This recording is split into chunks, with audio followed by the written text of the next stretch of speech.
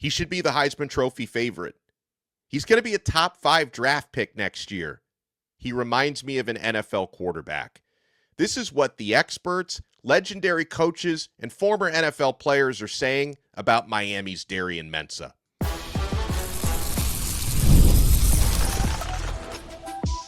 You are Locked On Canes, your daily podcast on the Miami Hurricanes, part of the Locked On Podcast Network, your team every day. Happy Friday. We made it. I am Alex Donno, University of Miami alumnus, co-host of Locked On ACC and host of Postgame on the Hurricanes Radio Network.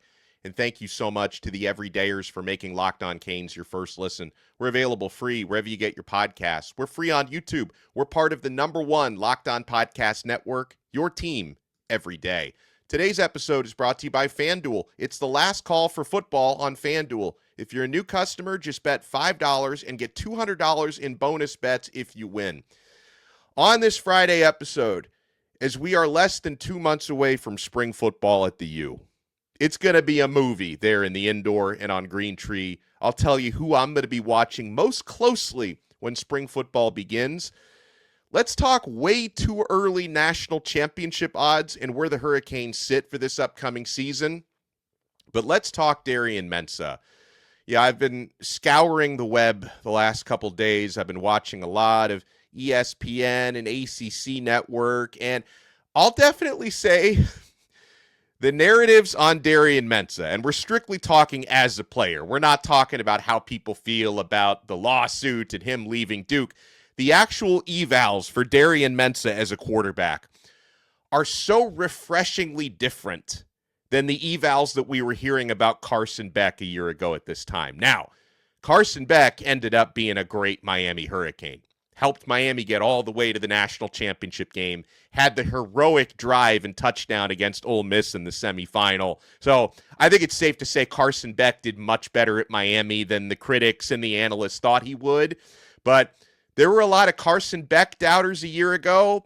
On Darian Mensah, folks, there's so much praise out there for Miami's new QB1 that it almost makes me uncomfortable.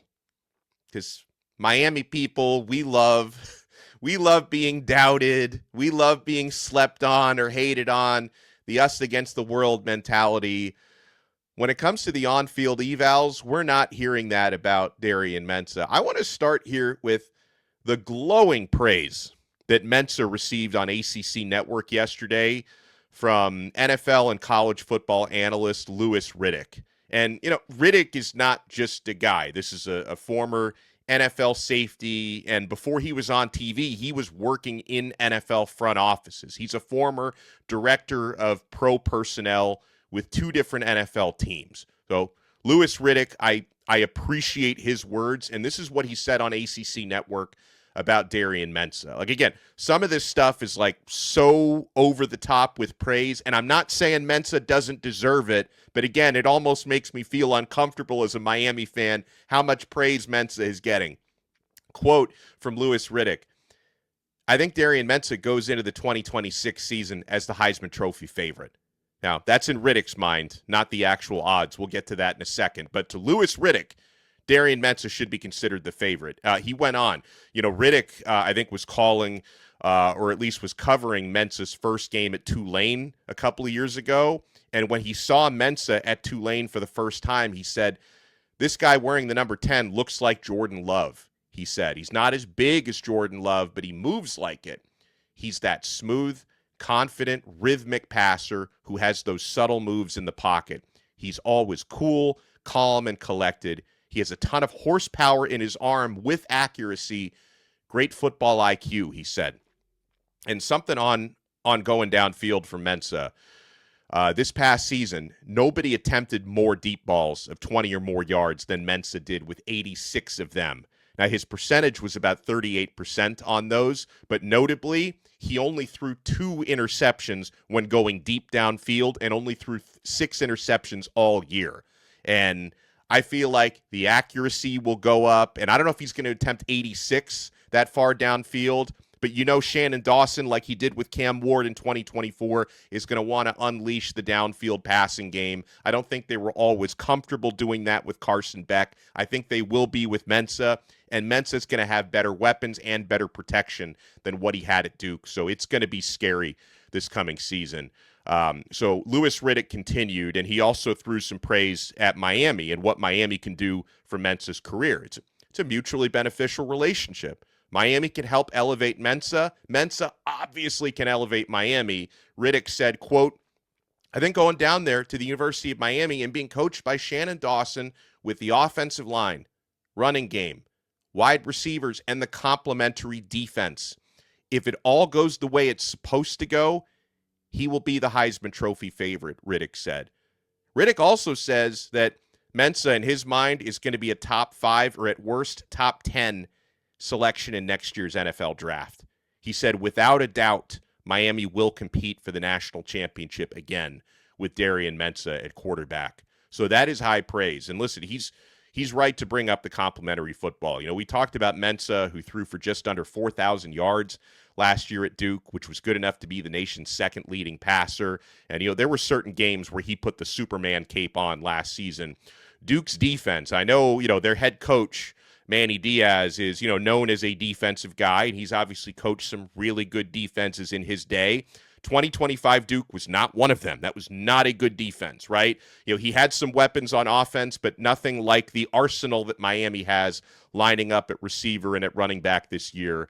And the pass protection from Duke was obviously not as good as Miami's was this past season. And even after losing some starters, Miami's offensive line should still be better. So Mensah, he's got the physical tools, and he's also going to have the toolbox around him to compete for the Heisman Trophy and for a national championship this year. Now, on Mensah's actual Heisman Trophy odds. Now, if Riddick had you believing that currently Darian Mensah is the Heisman Trophy favorite. Now, in Riddick's mind, he is or should be. That's not actually factual at this moment. But you know what? If you're a Mensah backer, if you're a Miami guy, with him having not the first best, but the 6th best odds to win the Heisman, you get better value on that. So the current Heisman Trophy odds, surprise, surprise, Arch Manning is at the top of the list. They're just going to keep putting him at the top of the list, even though he's going to prove you wrong on that every single year. You know, Arch equals overrated, but Arch Manning and Notre Dame's C.J. Carr are tied for the best odds at plus 750. Then Josh Hoover, who transferred to Indiana, former TCU quarterback, now a Hoosier, at plus 1,000 odds. Then Jeremiah Smith from Ohio State, plus 1,300.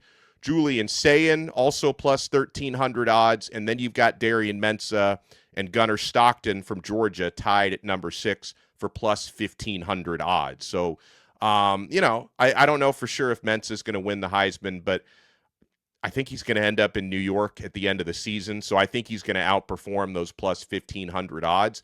Now, I guess the question would be, is it possible that, you know, Malachi Toney can get in that picture and take some votes away from Mensah, which could also happen with Julian Sayin and Jeremiah Smith could take some votes away from one another. Malachi Toney does have odds here. He is, I think, around 13th at plus 2,700 odds.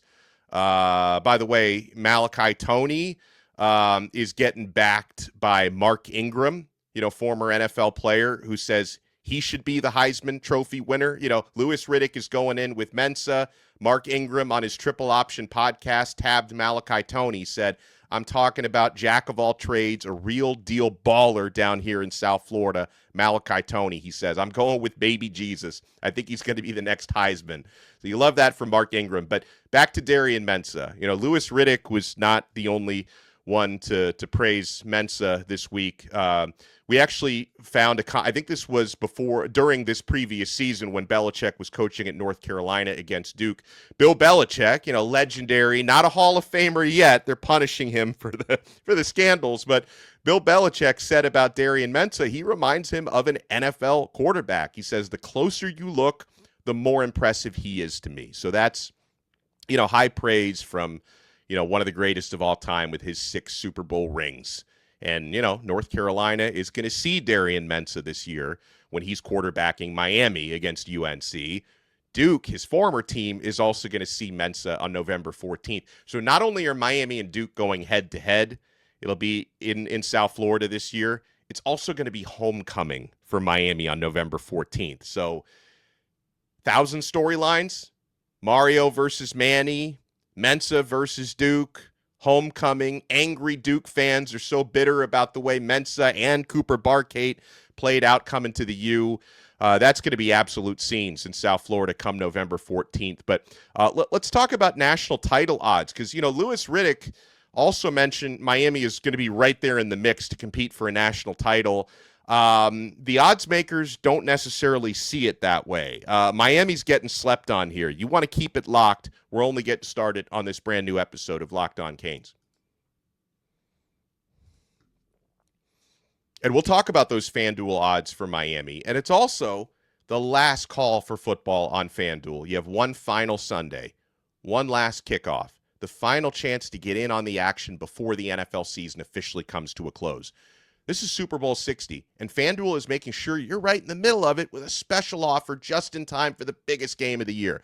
Whether you're backing the favorite, riding with the underdog, or you're just building one last same-game parlay, this is the game everyone's been waiting for. This is where predictions turn into plays, stats turn into storylines, and every snap feels bigger. It's the perfect way to cap off the season and make the Super Bowl even more exciting from kickoff to the final whistle.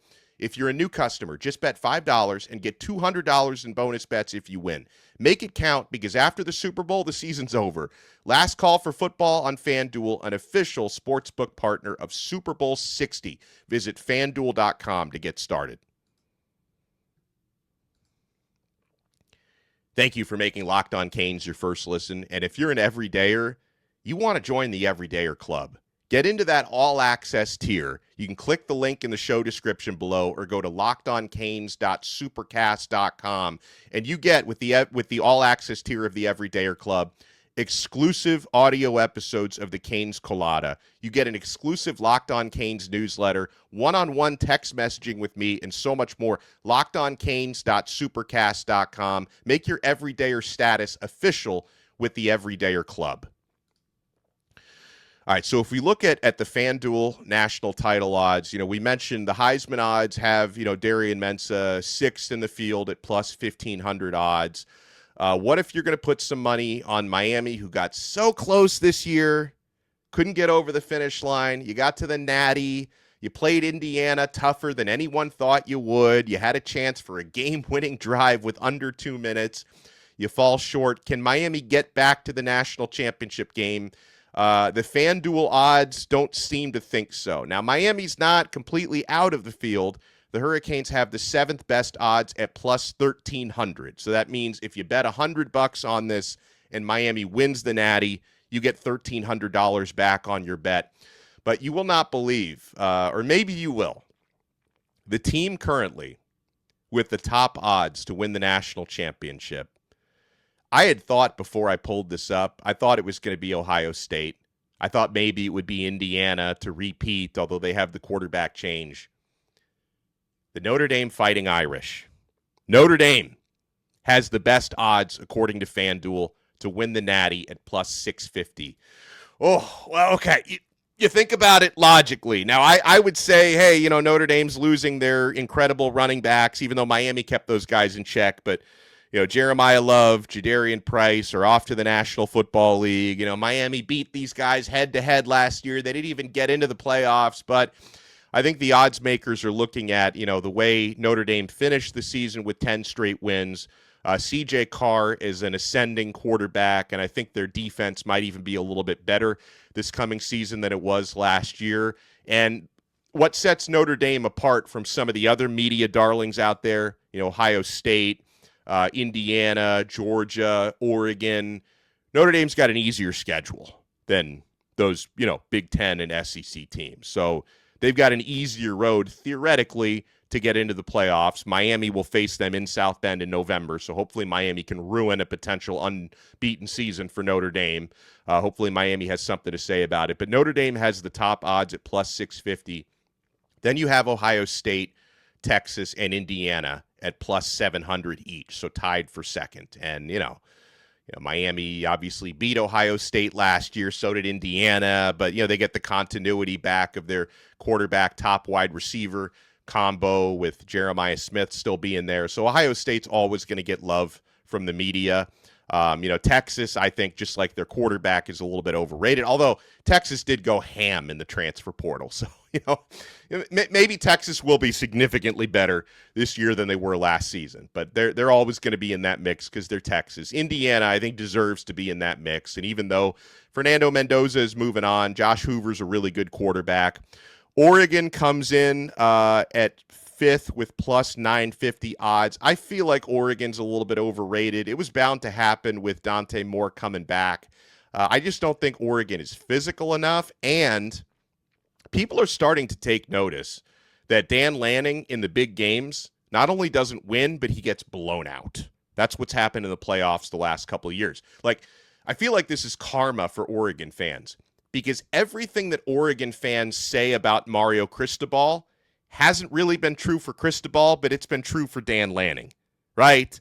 I mean, they tried to give Lanning credit for building their trenches when it was really Mario, and they always say Mario can't win the big games. And I know, Mario lost the national championship, but, victories against Notre Dame, Texas A&M, Ole Miss, that was a pretty big deal.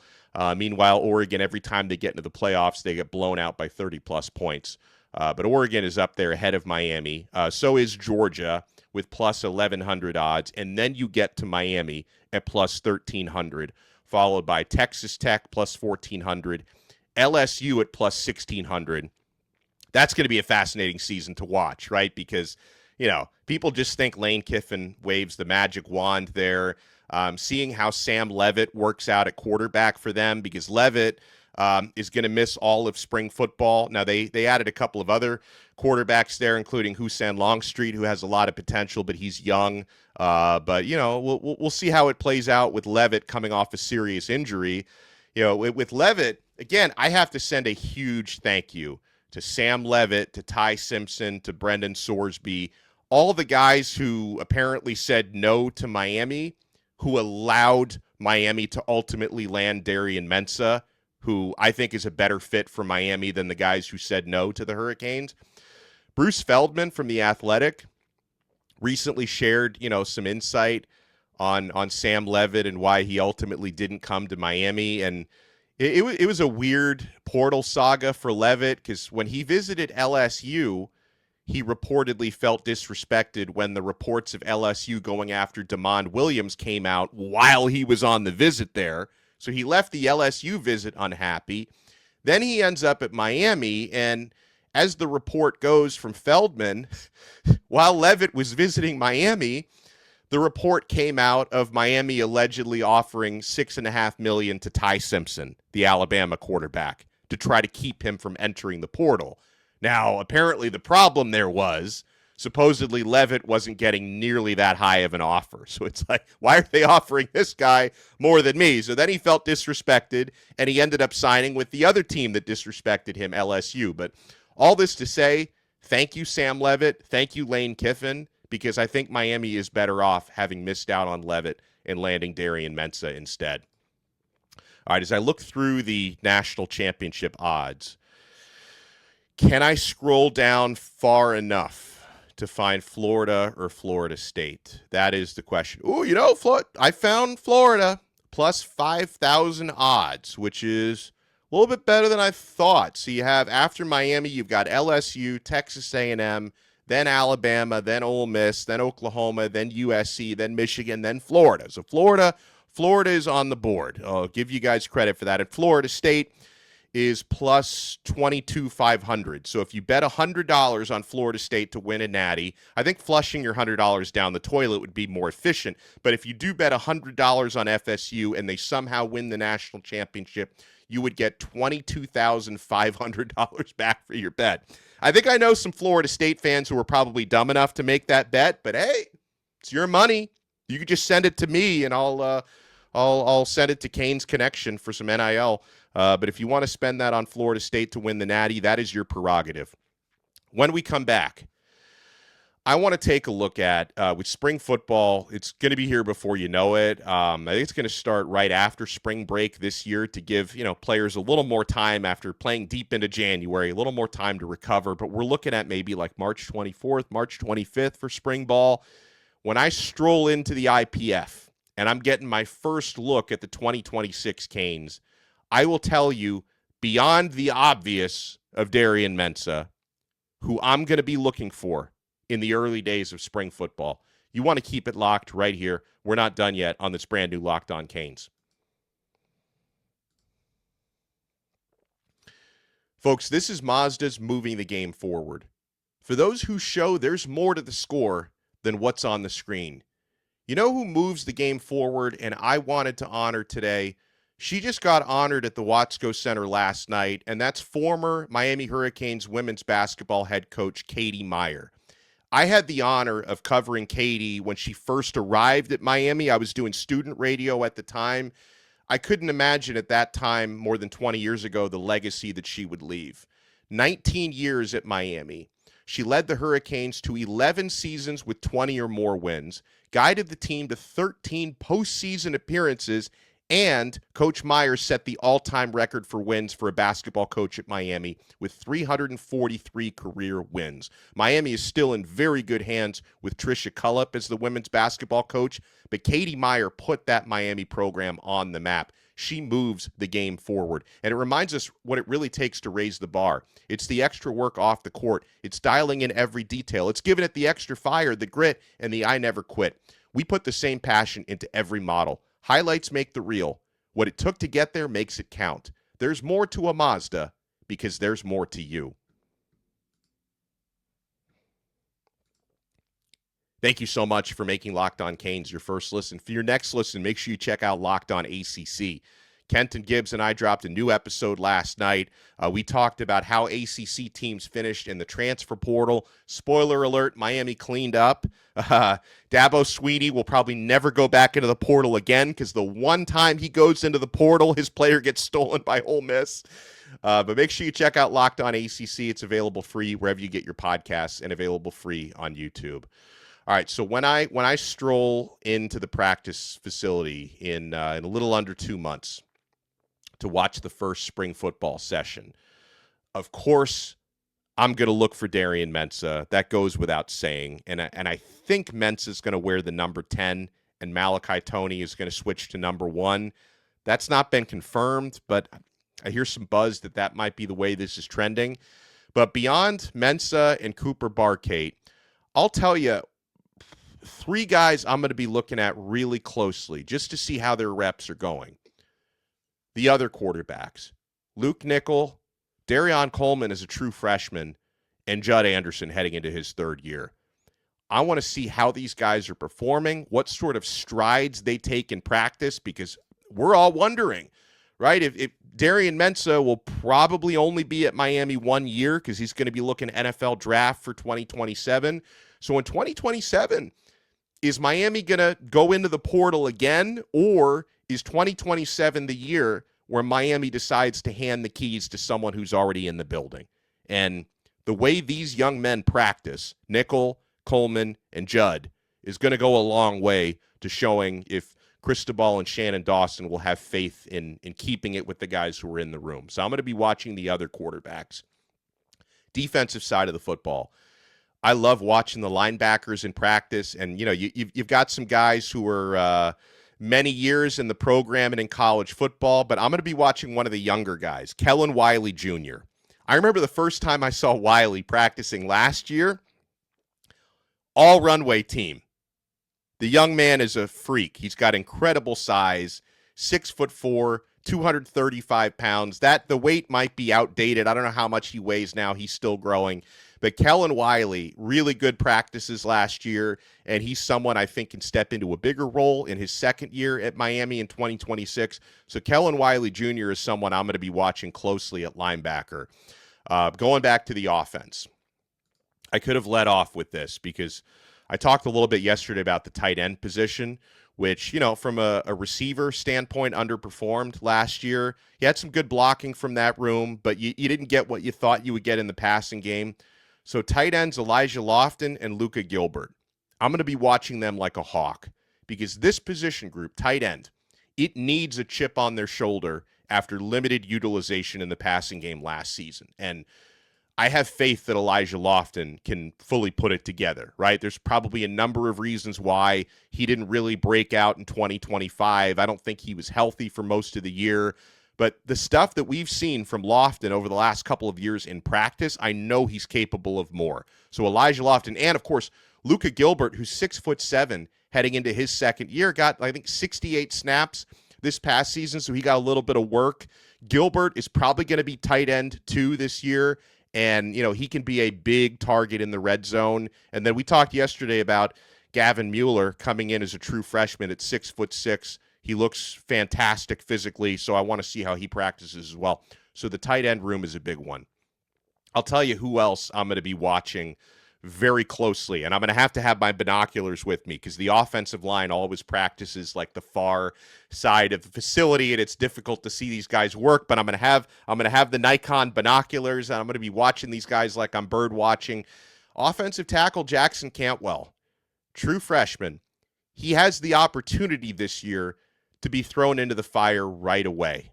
He's going to have every chance to be probably a starting right tackle or maybe a starting right guard, but Cantwell could very well be a starter his first year.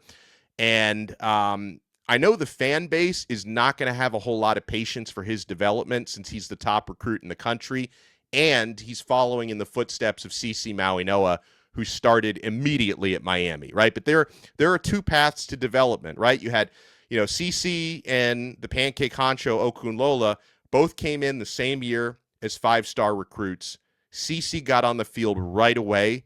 It took Okunlola a couple of years, but he's ended up being really good, and I think Okunlola will probably be a full-time starter this year. But a lot of folks expect Jackson Cantwell to be more of the faster path, and he's the top player in the country for a reason. He's strong as an ox. He's gigantic.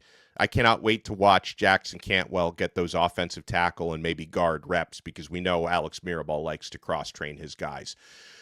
And then the other position I'm going to be looking at, and I'm just going to say the entire room. Like, I'm not going to limit this to one or two guys, but I can't wait to watch the wide receivers. The entire wide receiver room. I want to watch these guys because Miami, to me, has 6 players in their wide receiver room who are all capable of being starters at many different programs around the country, but only 3 can start here, okay? So in spring ball, will we start to get a sense for who's emerging as the top 3 between, Malachi Toney, who you certainly expect to be top 3, Cooper Barkate, who transferred in from Duke with huge numbers, Josh Moore, who had some really good reps as a true freshman this past season, Vandrevius Jacobs and Cam Vaughn, who transfer in with good pedigree, and Dalen Upshaw, who's back for his second year. Like, I think the 6 of those guys are all talented enough to be starters in multiple programs around the country. They can't all start at Miami. And then you also have 4 true freshmen coming in at wide receiver who are going to be trying to take jobs from these older guys. So it's going to be a lot of fun to watch the wide receiver room, and young guys from Samori and Wingo, Milan Paris, Tyron Evans, and Vance Spafford, who's fast as lightning. I can't wait to watch these guys. And man, I also, I want to see Ashari Charles. I mean, this is someone who just rose 99 spots in the final Rivals rankings from 184th up to 85th. I mean, I thought all along Ashari Charles, an edge rusher, is a top 100 player. He's finally getting the respect for that. The edge rusher rotation is going to be really hefty for Miami as well. So there's going to be a lot to look for come late March. I don't think we have the exact spring football dates confirmed yet, but I think it's going to be after. Usually in recent years, they started it before spring break, and then they had the pause during spring break, and they resumed it afterwards. I think the whole thing's going to start after spring break this year to give Miami a little more rest after playing all the way till January 19th, because that's never happened before in program history. Thank you all for making Locked On Canes your first listen here on a Friday. Make sure to smash that like button, subscribe, and make sure you become an all-access everydayer. LockedOnCanes.supercast.com. You get exclusive content. You also get a members-only merch store and get 15% off. So check it out, lockedoncanes.supercast.com. We'll talk to you next time on another episode of Locked On Canes. We are part of the #1 Locked On Podcast Network. Your team every day.